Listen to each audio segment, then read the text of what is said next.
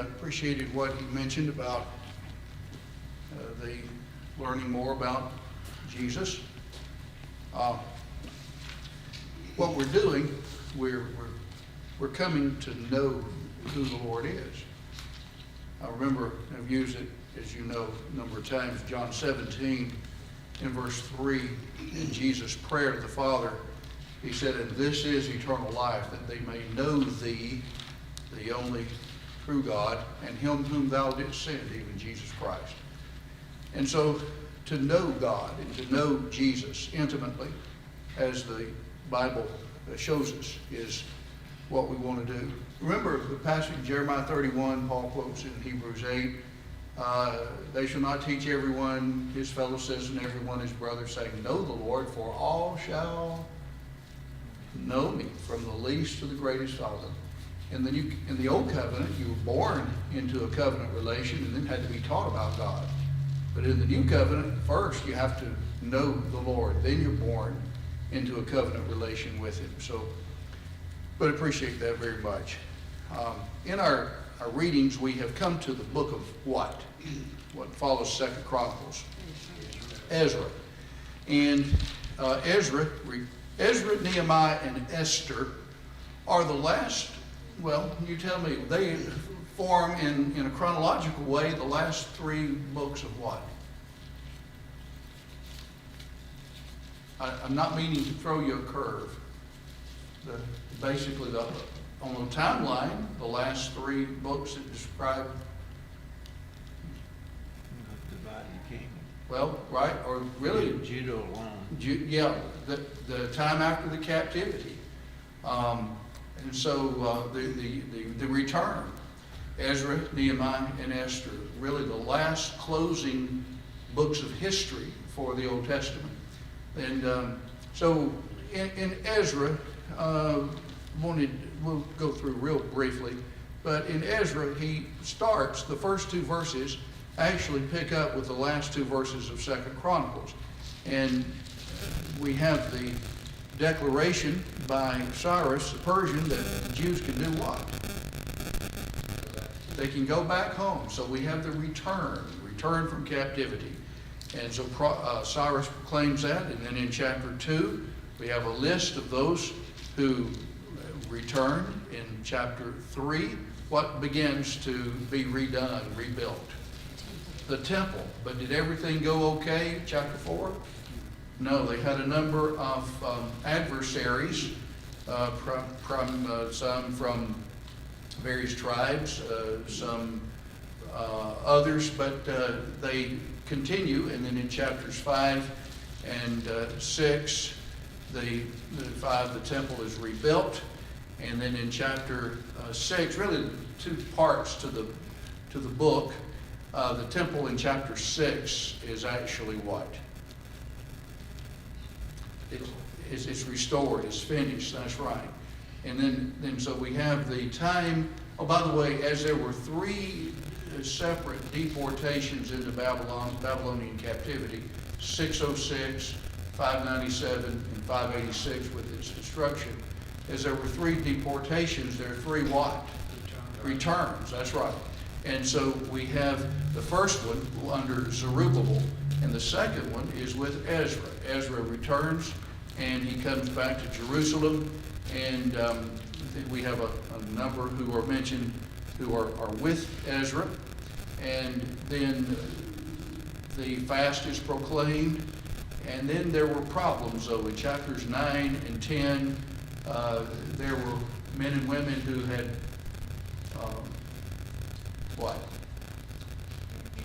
that intermarried, that were not, we say, not scripturally married. They married people who were outside of Israel. And so they're told what to do. And then in 10, the people promised to abandon these marriages that they had contracted earlier.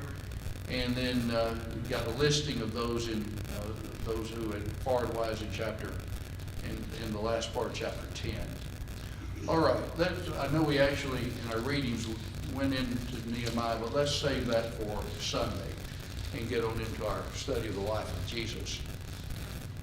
when we think about Jesus, where we've been in our study, we've had all of those passages in Luke 1, Luke 2, the years of what?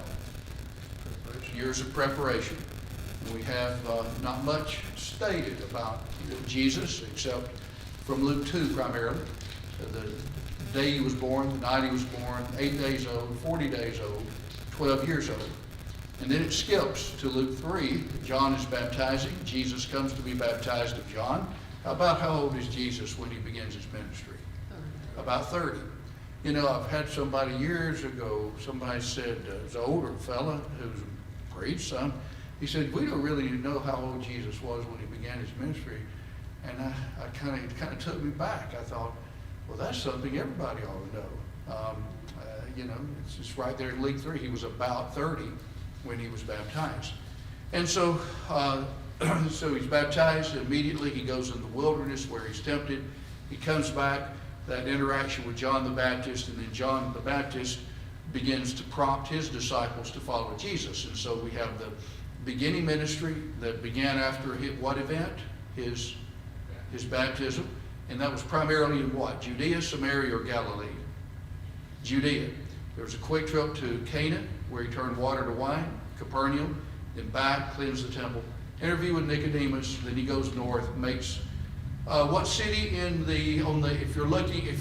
you've got the map of Palestine in your mind, you think, okay, he's going up, you know, to the west of the Jordan River, all the way up to the Sea of Galilee, and then he's over there about 11 o'clock on the coast, which was making it his home headquarters, Capernaum. Good.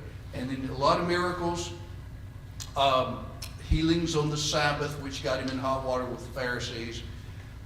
He's been doing that. He's been calling from among all these multitudes, his 12, and they're able to see up close what's going on, hear his teaching. Then we have the Sermon on the Mount, and then a little later, toward the end of the Galilean ministry, he sends them out on a limited commission, and they come back and they tell him all the things they've been teaching and the good that had been accomplished. And so that's in Luke 9 and Mark 6 and Matthew 14. One person close to Jesus insofar as significance has been killed. Who is it? John the Baptist. And so we have the relation, it is related what happened with Herod Antipas and all of that. So we talked about that. And then we have where they come back, and now we have this period of time where so many have thronged around Jesus, but a lot of them for wrong reasons. So what is he beginning to do now? Withdraw from the multitudes. And he's able to spend more time with his apostles, and the people who are truly wanting to learn more are the ones who will make the effort to go out and find him. So that's where we are in our, and we've come down to the periods of retirement, and we pointed out, I believe it was Sunday, that Matthew records a little more information than the other accounts here. And the time element is about 6 months. John 6 verse 4 mentions the third Passover, and that's in relation to the feeding of the 5,000. And so that's where we are. All right, so here we've come to the first retirement. The 12 have returned. Jesus seeks rest across the Sea of Galilee, and he feeds the 5,000. He has been over toward Capernaum, a little south maybe, and now they've gone up to Bethsaida, which is up there. If you think, if my hand represents the Sea of Galilee, you've got Capernaum over here about 11 o'clock, and then Chorazin about high noon, and then Bethsaida about 1 o'clock. If you just think about it that way. It's years ago when I was teaching Life of Christ to young people, it just kind of dawned on me. Jesus mentions those three cities, you know, woe unto thee Bethsaida, woe unto thee Chorazin, and even Capernaum. But the Capernaum over there on the northwestern coast, and then Chorazin, and then Bethsaida is over in kind of toward the northeast. All right, so you tell me, what question did we end up with? Or did we answer any on Jesus feeding the 5,000? I honestly did not. We didn't? Okay. What's that, Patty? We read all. Yes. I remember our reading all of the passages in Matthew, Mark, Luke, and John. Mark and Luke primarily deal with their return and telling Jesus what, but John particularly gives a little more information. Let's just go through our questions. Reading Matthew 14:13, this is on page 79, and Mark 6, John 6, one gets the idea that several things are happening at once. The apostles finished their preaching tour on the limited commission, returned to Jesus, and reported what they had done. Because the Passover was nearing, Jews traveling to Jerusalem would gladly go several miles out of their way to see what they had heard was a prophet perform a miracle. In fact, John 6 verse 2 states that great multitudes followed him because of the miracles or the signs that he did. Further, Jesus had just learned that John the Baptist had been beheaded. Crowds seemed to be coming and going around them so much that Jesus and the apostles hardly had time enough to do what? Eat. That's right. Had no leisure even to eat, the American Standard says.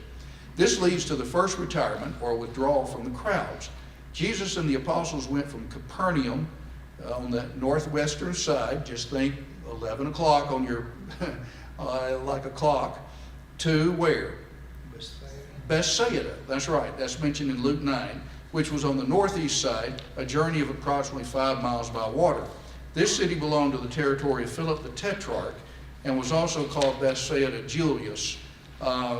Philip the Tetrarch named this after Caesar Augustus' daughter, who was Julius. That puts him in good stead, certainly, when you name somebody after your leader's daughter.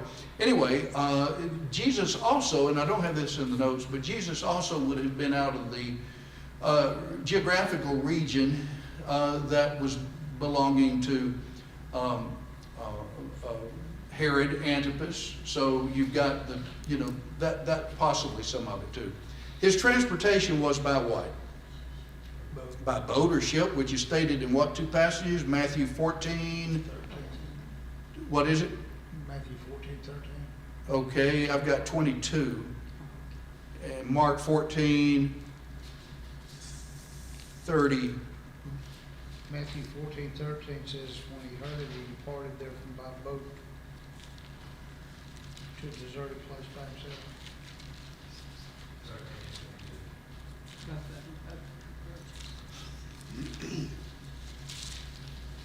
Did I just miss it? Yeah, you're right. 14:13. I think it's both of them. Yeah, 14:13. Yeah, 14:13. I'm mistaken on that. And then in Mark 14, what do you have for that? 6:32. Yeah, how did I get Mark 14? Boy, I was Mark 6. What did you say? 32. Yeah, I had 32. I think I was looking at. Well, I won't tell you. I was looking at A.T. Robertson and got confused on that. Yes. Yeah, 13, Matthew 14:32 is when they got back in the boat after Jesus walked on the water. Yes. Right. All right. Good. However, the crowds were so intent in keeping up with Jesus that they did what? Mark 6:33. They ran how? Around the shore. They ran around, that's right, on the shore. They ran on foot from all the cities and preceded them to Bethsaida. Rather than being angry with the crowds, Jesus had what? Compassion on them. I think that's going back to what David mentioned in the prayer, just to learn, crowds can make us aggravated sometimes. We get aggravated with crowded streets, there's a lot of traffic and all that. But there's a perspective, that all these people, for the most part, are lost. And I think that can help us sometimes, give us a better perspective on people, that we want everybody saved. I was thinking about something I saw on Highway 150 in Hoover yesterday. People get so aggravated, don't they? At the drop of a hat.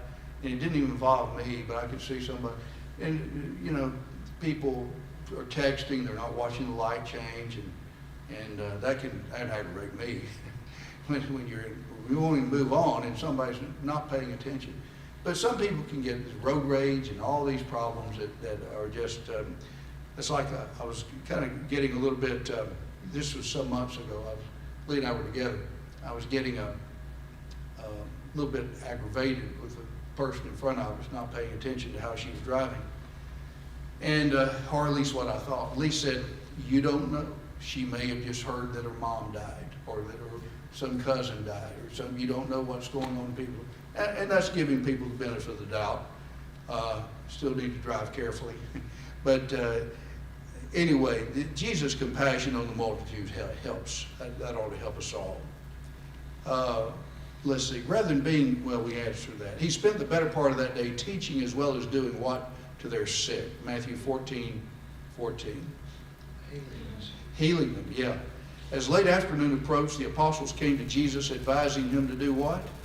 Send them away so they can buy food and have lodging. And to test whom? Philip. Jesus asked, "Where are we going to buy food to feed them?" Well, how are we going to do this, Philip? Jesus already knew what he was going to do. Philip answered, "Well, we have 200 shillings or denarii, but certainly that's not enough." The denarii was roughly a day's wage for a manual laborer, and so that's quite a bit of money. But it wouldn't feed 5,000 men plus women and children, possibly 12,000 to 15,000 people. So Jesus next told them to do what? See how many How many loaves you have. And when they learned what they had, who told Jesus what? Andrew told him, "A lad has what? 5 barley loaves and 2 fish." Jesus next told them to do what? To become organized. Sit down in companies of 50s and hundreds. And by thus arranging, at least 3 things were done. He saved his apostles time and labor distributing the food, ensured that each one would be fed, and then the reality of the miracle would not be questioned, and he ascertained definitely how many men were fed. What did Jesus do before giving the loaves and fishes to the disciples to distribute among the multitudes, which is really a great example for us? He gave thanks. He gave thanks. He gave thanks for it. Yeah, gave thanks. I have been told by a number of people that, we live in such a fast age now that a lot of times people don't sit down to even eat a meal at, especially, many of us are retired or we're older, and children are gone out of the house.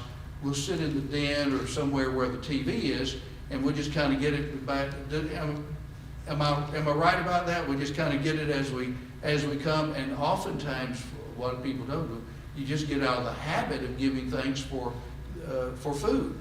You sit around the table, everybody's kind of together. It's a little easier to do. However, we just need to remember that. I've wondered sometime back on the same thing with the feeding of the 4,000 in Matthew 15. Jesus does the same thing. Paul gave thanks for the food in Acts 27 when he was on the ship bound for Rome. And I thought, let me ask you, why do you think that's a significant time to give thanks to God?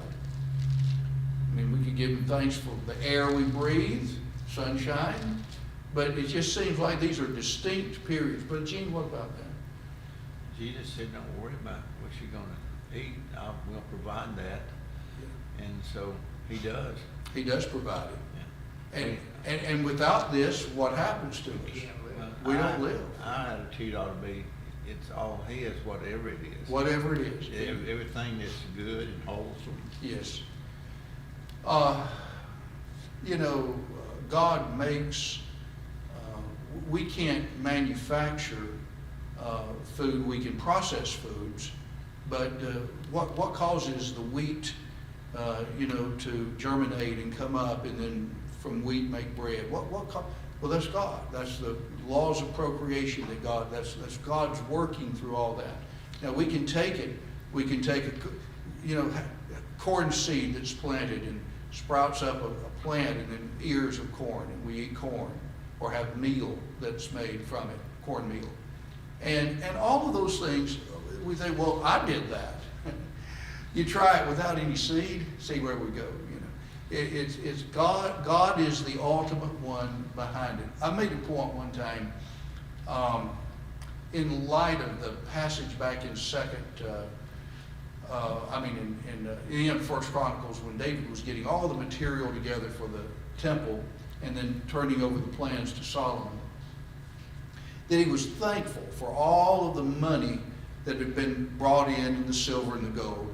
But then he said, but all things are yours anyway. And I made a point in a lesson years ago that when you think about all of us who work, David back here work with aluminum, work with wiring, work with gases for air conditioning. Brother Gene works with wire and all kinds of meters. But who put the ores in the ground? Who put copper in the ground that we could mine? God did.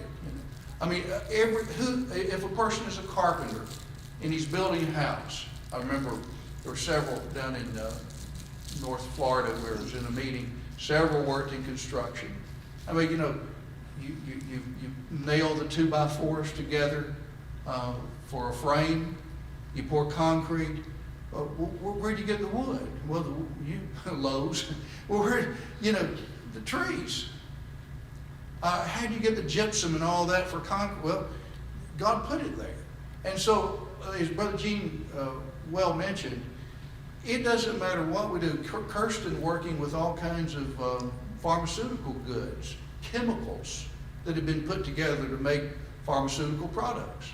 Who put them in the universe that we could harness the power of those things and use them for our good? God did. And so with food items, coming back to where we were, it just makes good sense that, hey, without food, I don't live. And God, as Brother Gene mentioned, God has promised that He'll feed us.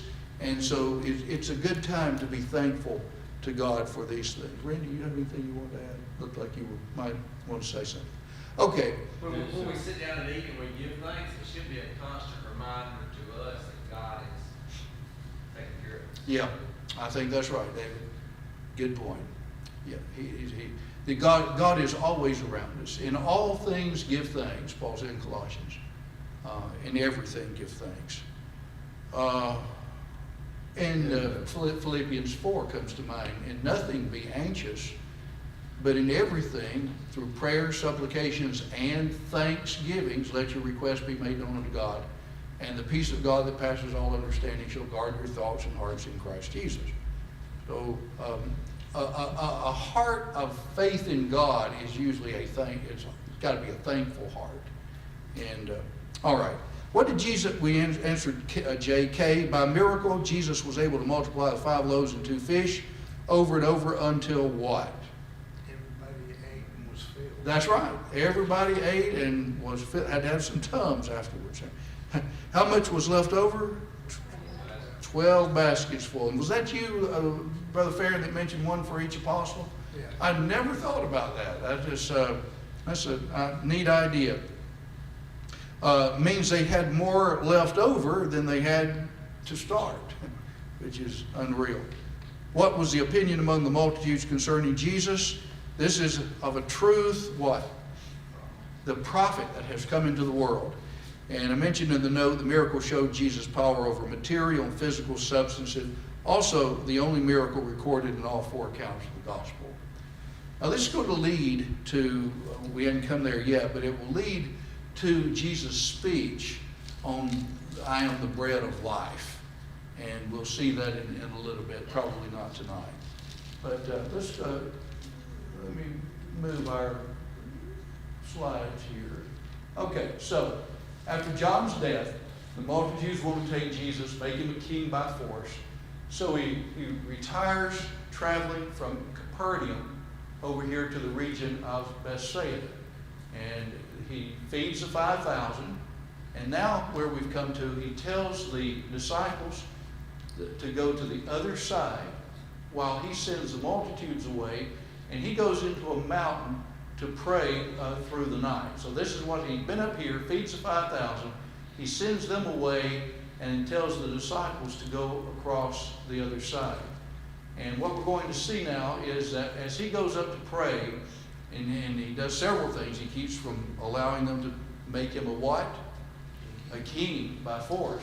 He sends them away, puts that off, and as the disciples start to go across the sea, there's going to be a storm brewing. The winds are contrary, and the waves are hard, and they're struggling with their oars, the New American Standard says. And so Jesus then, and Paula, you and I talked about this, about what time of morning was it when Jesus walked to them? What's that? 30. Yeah, somewhere probably between 3 and 6. It was the fourth watch of the night. And so he walks to them, and they are 3 to 4 miles out in the sea, up farther than halfway across. And then they first think that Jesus is a what? He's a ghost. And then he says, don't be afraid, it is I. Be not afraid. And then Peter says, Lord, if it's you, then this is only in Matthew's account that this is recorded. If it's you, bid me to come to you. And he said, come. And so Peter gets down, out, he can just feel, that would have been some faith. That stepping out, maybe holding on to a rope and sliding down into the water, and then he's walking. He's coming to Jesus and he's walking, but he notices what? He notices the wind, the waves, and what the effect of the wind is doing, and he begins to what? To sink. And he said, Lord, save me. And Jesus immediately puts out his hand and said, why did you doubt, O you of little faith? Little. He had faith, but comparison to what he needed, it was little. So they both come back up into the boat, and immediately what happens to the storm? It stops. And then in John's account, or Farron, we talked about that, what happens? Immediately, the boat's over on the other side. They come over to a place called Gennesaret, which is right here. It's just a little south of Capernaum. And there, only in Matthew and Mark's account, we'll have them, people are just hoarding them, just thronging all around, bringing people who are sick, that are still on their beds or cots, trying to bring them to Jesus, that if perhaps, like the woman with the flow of issue of blood, if they could but touch the hem of his garment, they could be healed, and they were. They were. Then he goes to Capernaum, and then we have the speech up here in Capernaum on I am the bread of life, back in the synagogue there. All right, let's read. On the bottom of page 80, Jesus withdraws to a mountain to escape. Let's read those passages. Matthew 14:22, Kirsten, if you would. Mark 6:45 and 46, Sister Sandra. Brother Farron, John 6:14 and 15. All right, Matthew 14:22 and 23. Immediately he made the disciples get into the boat and go before him to the other side while he dismissed the crowds. And after he had dismissed the crowds, he went up on the mountain and taught himself to pray. When evening came, he was there alone. All right, in Mark's account, Mark 6:45 and 6. Okay, just 1 second, I'm turning to Luke. Okay? Okay, Mark 6:45 and 46. Yes. And straightway he constrained his disciples to get into the ship and to go to the other side before unto Bethsaida, while he sent away the people. And when he had sent them away, he departed into a mountain to pray. Thank you. I've got a note on that. That always gave me a problem for a while. How could you go toward Bethsaida if you were in Bethsaida feeding the 5,000? 2 or 3 answers. There were 2 Bethsaidas. There was one that was like a little suburb of Capernaum. Then this was known as Bethsaida Julius. And that's an idea that he's using that. There's another that actually where they were was a little bit perhaps north of Bethsaida, but it was around that vicinity, and that they actually had to go through Bethsaida to get to the sea and then go across. But they're actually ending up here in Gennesaret and Capernaum. So either one of those answers would suffice. But there are two Bethsaidas in Palestine. All right, and then Brother Farron, John 6, 14 and 15. 6, 14 and 15. Yes, sir. Then those men, when they had seen the sign that Jesus did, said, "This is truly the prophet who is coming to the world." Therefore, when Jesus perceived that they were about to come and take him by force to make him king, he departed again to a mountain by himself alone. All right, so now that he's already said, according to the other accounts, he's sent the disciples away and or the crowds away, and he sent the disciples to the other side. The other side, yeah. But this emphasized he's going up to withdraw to keep from being made king and to pray. All right, A under number 2 at the bottom. As a result of the previous miracle, what did the multitudes want to do with Jesus? Take him by force and make him a king, be a physical king. In order to prevent that from happening and accomplish something else he desired to do, where did he send the disciples?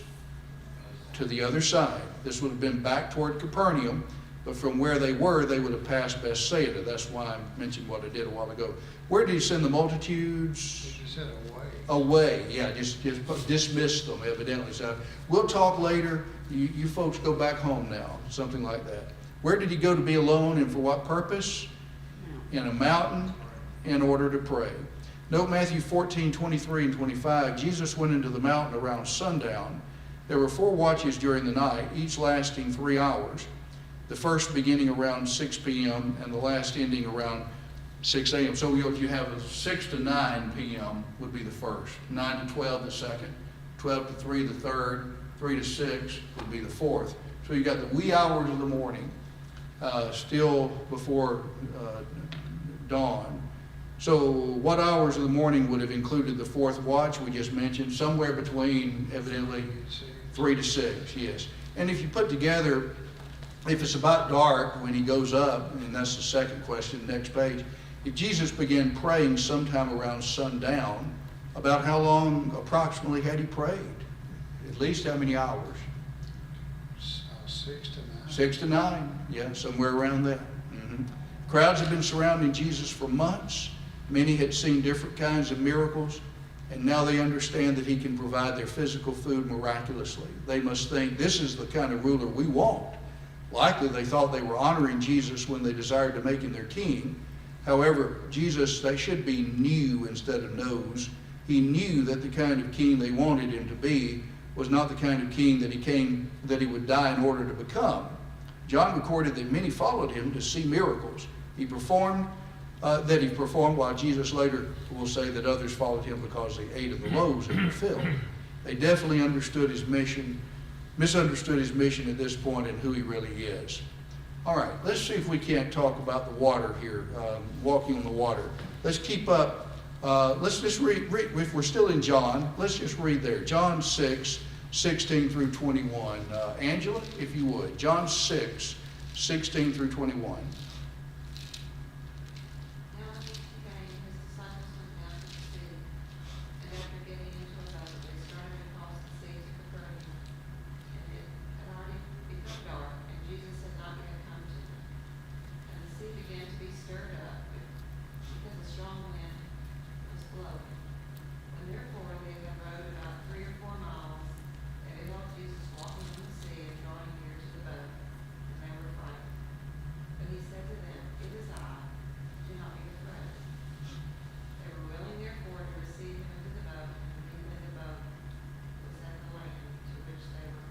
Okay, that's the only account that mentions what Brother Farron and I were talking about a moment ago, that immediately after they got into the boat, it went to the other side.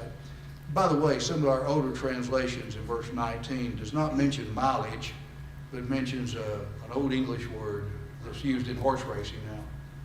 Furlong, yeah. A furlong, does anybody know about how long a furlong is? What's that? My Bible has a footnote with that word, it says 3 to 3.5 miles. You know, that's what the 25 to 30 furlongs would be. But a furlong is an eighth of a mile. And so 660 feet roughly. And so it actually, it's an interesting word. The Greek word stadion, it would be like S-T-A-D-I-O-N if you wanted to anglicize the spelling. Stadion. Guess what word we get from that? Stadium, yeah. Stadion, and it was where they would have the first Olympic races. And it was about an eighth of a mile. And then it turned into, in English, Old English, it was about how long a harness of oxen could plow a row, about 660 feet. It was one side of an acre, and about 220 yards by 22 yards was about an acre. So anyway, long story short, I find all that fascinating. But it, 3 to 4 miles, or somewhere 3 1/4 miles to 3 3/4 miles would be about how far it was out into the sea. So they were far enough out that you know they couldn't get back easily. All right, let's go to Matthew and Mark's account. Matthew 14, 24 through 33. Matthew 14, 24 through 33. Sister Eleanor, if you would, Matthew 14, 24. Now Jesus has been up in the mountain to pray. He sent the multitudes away. He sent the disciples across the sea, and that was in 22 and 23. Now 24 through that paragraph. But the ship was now in the midst of the sea, tossed with waves, for the wind was contrary. And in the fourth watch of the night, Jesus went unto them, walking on the sea. And when the disciples saw him walking on the sea, they were troubled, saying, It's a spirit. And they cried out for fear. But straightway Jesus spake unto them, saying, Be of good cheer, it is I, be not afraid. And Peter answered him and said, Lord, if it be thou, bid me come unto thee on the water. And he said, Come. And when Peter was come down out of the ship, he walked on the water to go to Jesus. But when he saw the wind boisterous, he was afraid, and beginning to sink, he cried, saying, Lord, save me. And immediately Jesus stretched forth his hand and caught him, and said unto him, O thou of little faith, wherefore why did thou doubt? And when they were come into the ship, the wind ceased. Then they that were in the ship came and worshipped him, saying, Of a truth, thou art the Son of God. All right, good.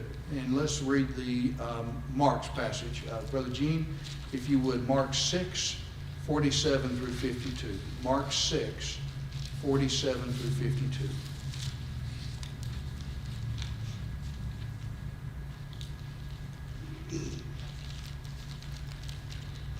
When it was evening, the boat was in the middle of the sea, and he was alone on the land. Seeing them straining at the oars, for the wind was against them, at about the fourth watch of the night, he came to them walking on the sea, and intended to pass by them. But when they saw him walking on the sea, they supposed it was a ghost, and cried out, for they all saw him and were terrified. But immediately he spoke with them and said to them, Take courage, it is I, do not be afraid. Then he got into the boat with them, and the wind stopped, and they were utterly astonished, for they had not gained any insight from the incident of the loaves, but their heart was hardened. Yeah, they evidently didn't understand that if he can turn, 5 loaves and 2 fish and feed 5,000 men, that he's got power to do basically anything he wants to do. They didn't put the two together. Yes, sir, Brother Fair. That is a miracle in itself.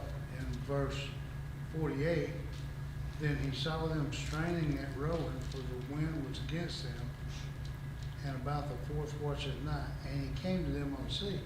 If he saw them from land, that's at least 4 miles at night in the middle of a storm. He saw them straining against the waves. He knew what was going on with them, yeah.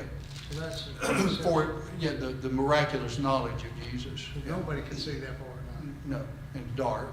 You know, you think, okay, if it's around sundown when he dismisses them all, and this is 3 to 6 in the morning, and they've only gone 3 to 4 miles in basically, 6 to 9 hours, that's awfully slow, in not even 1 mile an hour. But the reason was the winds were contrary. They're wanting to go to the western side of the shore, and evidently the winds were blowing from the west or the east. So they're just having to, they're basically treading water, pardon the pun. And so as a result of that, they hadn't gotten very far, and the sea was getting worse. Philip, Yes, ma'am. the ghost, say I saw a ghost, so in my mind, I'm thinking, okay, if they thought they saw a ghost, does this mean there were really ghosts, which is Yeah. no scripture for it, or people have believed in ghosts for a long time? Yeah, there's another, the original word is a word we get phantom from. And it's an interesting little word, and it just means maybe an appearance of some kind. It doesn't mean like ghost we usually associate with Halloween and that, but just some kind of an appearance. It would be kind of a hard word to actually translate. But we don't have any scripture that teaches there's such a thing as No, ghosts. no, I didn't know any. The only thing that comes close is when Saul used the witch at Endor and called up Samuel, and then he was surprised that even the man, not the wizard, what do they call The witch of Endor. what was that? Susan. So, yeah, the seer, whatever it was, he was surprised. He was shocked out of his wits, when Samuel actually appeared. That's the closest thing we That got would to be it. under the old law anyway, you might would expect that, but under the new law, I don't see anything. No, I don't know of any passage that would indicate, once we die, and the idea behind that in some of the occults is these are departed spirits of people who've come back on earth. But the Bible teaches that the spirits of people who've departed are in Hades and not on earth. What's that? According to Luke 16, they can't. And they get can't, out. that's right, it's an impassable gulf. Yeah, that's exactly right. We better stop. Comment or question, anybody? I thought it was interesting that it says that Jesus intended to stop. Yeah, It's interesting to know that Jesus intended that, yeah. and you would think, well, now why is that? Is he glad to be by himself out there taking a walk on Yeah. the sea and enjoying Yeah, the wind. the hour by himself and Yeah. not being pressed by The the multitude. needs of the apostles and all the people and Yeah, it's- and he knows what they're going through to comes out. Yes, ma'am, Paula? Going back to the feeding of 5,000 and stuff, and he gave thanks for it. God gives us everything, but he knows what we need and everything. We just need to acknowledge him and thank him for everything. Yes, yes. For time's sake, I have some ideas on this thing with Peter also I wanted to share with you. Peter basically is distracted, is he not? He's distracted because it says when he saw the wind, then he began to sink. As long as his eyes were on Jesus and going to him, I think if you, especially in teaching young people, if you could somehow make that come alive to them, that how it would be to be out on the Warrior River or some body of water close by, where that you're out in the middle, you can't, it's too far, and the waves are just really high, and it's coming up and down, and all of a sudden you're seeing somebody and he's not affected by that. He's walking on top. It's like he's stepping on stones, and wow, this is, he's defying the laws of buoyancy or of gravity. And so we see Jesus over every area. The best way I can describe it is every area of human experience. Death, sickness, disease, food, what it takes to keep us going, all of that, he has control of. There's no limitations to it. No limitations, exactly right. Anybody else, Brother G? What is the passage that says there was a dearth of the word of God? Where's that? Was it Amos 6:8? That there's coming a time. Do I have that expression right? Yeah, that there will not be a famine of bread or water, but of hearing the word of the Lord. Yeah. What's, yeah. 8:11, Amos 8:11, is it? Yes. Like my people perish for lack of knowledge. I'm sorry, what was that? We said my people perish from lack of knowledge. Yes, yeah, that's Hosea 4:6. That's another good one